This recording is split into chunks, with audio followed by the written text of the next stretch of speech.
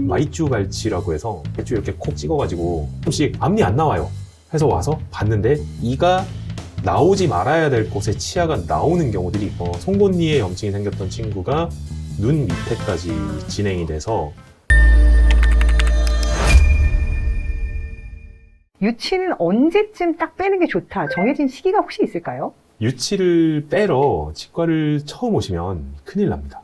큰일 난다기보다는 물론 그 전에 치과를 올 일이 없는 게 너무 좋죠. 치료할 일도 없고 그동안 치과적인 이슈가 없었다는 거는 정말 다행이긴 하지만 18개월부터 영유아 구강 검진이라는 제도가 있기 때문에 유치를 빼는 시기가 됐을 때는 아마 영유아 구강 검진이 마무리가 되는 정말 최소한 3번 이상은 치과를 아마 왔을 확률이 높고요. 그 이전에도 정기 검진은 계속 하는 게 좋죠.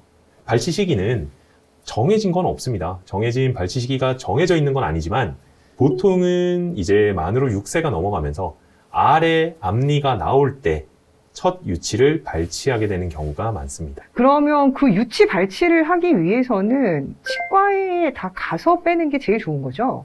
그렇지는 않습니다. 집에서 뺄 수 있으면 집에서 빼시는 것도 좋고요. 본인 치아를 본인이 그냥 자연스럽게 빼서 오는 아이들도 되게 많아요. 요즘은 보면 마이쮸 발치라고 해서 애들 이제 이 많이 흔들리면 마이쮸 이렇게 콕 찍어가지고 부모님들이 빼시는 경우들도 있어요.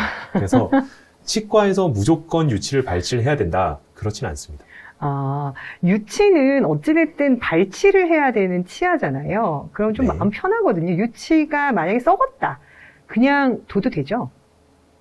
안 됩니다. 아, 유치 발치 그냥 할 건데 썩은 치아가 되는 게 왜 문제가 될까요? 우선 유치는 부위에 따라서 차이는 있지만 생각보다 오래까지 쓰는 치아들이 많습니다. 아래 앞니는 6세 때 발치를 한다고 말씀드렸지만 어금니 같은 경우는 초등학교 고학년 때까지 씁니다.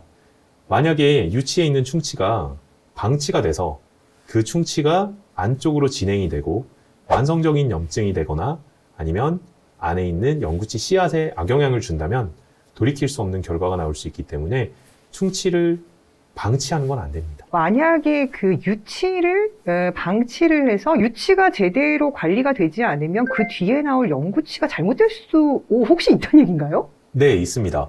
영구치가 유치 밑에 이틀뼈 안에 이제 자리를 잡고 있는데요. 유치에서 시작된 만성적인 염증이 점점 심해지면 영구치가 만들어지는데 악영향을 줄 수도 있고요. 더 심한 경우에는 영구치의 방향이 돌아가는 경우도 생길 수 있습니다.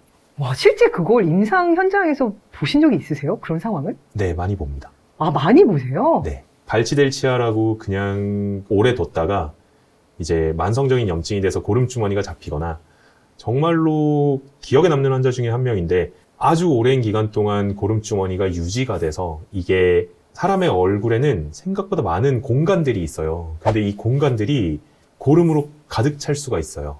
되게 무서운 얘기긴 하지만 아이들은 특히나 또 뼈가 단단하지 않기 때문에 그 공간을 통해서 고름이나 만성적인 염증들이 퍼져나갈 수 있는데 송곳니에 염증이 생겼던 친구가 눈 밑에까지 진행이 돼서 병원에서 바로 입원을 했었던 경우도 있습니다. 그 원장님이 임상 현장에서 혹은 주변에서 보신 가장 유치를 오래까지 가지고 있었던 사람은 몇 살까지 가지고 있는 걸 보셨나요? 가장 오래까지 쓴 경우는 지금도 가지고 있는 제 친구가 있고요. 유치 밑에 새로 나올 영구치가 없는 경우들이 가끔 있는데 그런 경우에는 유치가 저절로 빠지는 경우도 있지만 특별한 문제가 없으면 굉장히 오래 쓰는 경우들도 있습니다. 유치가 빠진 자리 밑에 영구치가 없는 경우도 있는 건가요? 네, 있습니다. 그럼 어떻게 알 수가 있죠? 사실 유치 밑에 계승치라고 이제 이어서 나와야 되는 영구치가 있어야 되는데 이걸 눈으로 볼 수는 없어요. 사람이 눈으로 볼 수는 없고 치과 검진을 오게 되면 흔히 이제 파노라마 사진이라고 해서 얼굴 전체를 이렇게 볼 수 있는, 보통은 만으로 5세 전후로 해서 처음 촬영을 하는 큰 사진이 있습니다. 그 사진을 통해서 우리 아이들이 영구치가 다 있는지 확인할 수 있습니다. 아, 5세 전후로. 그러면 영구치가 없는 경우도 있다면 영구치가 더 있는 경우도 있나요? 네, 있습니다. 아, 그건 또 어떻게 확인할 수가 있나요? 영구치가 더 있는 경우는 흔히 이제 과잉치라고 해서 이가 과잉하게 있는 경우인데 이런 경우는 엑스레이를 찍지 않고도 확인되는 경우가 가끔 있어요.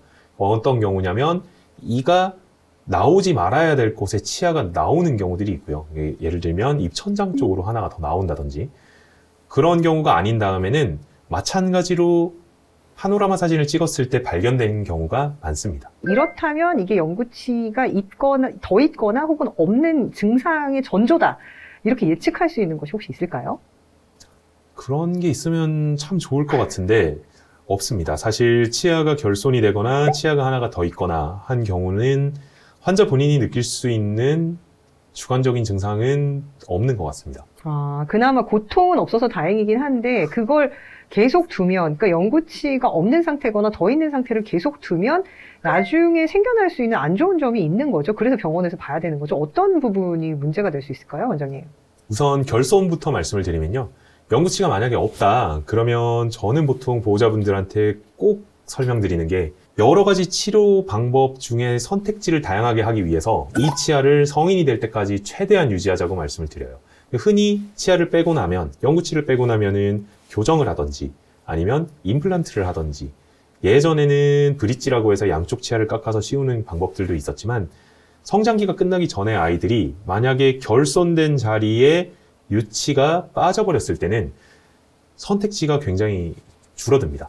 그래서 최대한 오래, 이거를 오래오래 쓸 수 있도록 정말 관리 잘해달라고 꼭 말씀드리고 다른 치아에 비해서 훨씬 공격적으로 치료를 하는 경우가 많은 것 같아요. 조그마한 충치도 치료를 먼저 해버리고. 아까 임플란트 말씀하셨는데 아이가 치아가 없으면 임플란트를 해야 되나요? 성장이 끝나기 전, 그러니까 일반적으로 고등학교 졸업하기 전까지 임플란트를 하진 않습니다. 아이에게 임플란트를 만약에 안 해주면 어떻게 되나요? 비어있겠죠? 그 자리가? 네. 그러면 그렇게 되면 그 자리에 문제가 생기는 거죠? 비어있게 되면? 네, 비어있게 되면 사실 주변의 치아가 쓰러지거나 반대쪽에 있는 치아가 내려오거나 이런 문제들이 일어날 수 있습니다. 그럼 영구치가 더 있을 경우에 생겨날 수 있는 문제점은 뭐가 있을까요? 과잉치가 있었을 때 생길 수 있는 문제는 제가 생각했을 때 안 좋은 결과는 과잉치가 매복이 돼서 입천장 안에 숨어 있는데 영구치가 그 과잉치에 막혀서 못 나오는 경우가 있어요. 그러니까 과잉치의 대부분은 앞니 뒤에 천장 쪽에 있거든요. 그런데 거기에 나오는 방향으로 있는 애들도 있고 뒤집어져 있는 애들도 있어요. 근데 얘가 나오는 방향이면 다행이죠. 이제 나오면 그냥 간단하게 발치를 하면 되는데 얘가 예를 들어서 뒤집어져 있고 심지어 가로로 누워 있는 경우도 있어요. 얘가 가로로 누워 있는데 영구치는 나와야 되고 영구치는 과잉치를 녹일 수가 없습니다. 그러면 영구치가 못 나와요.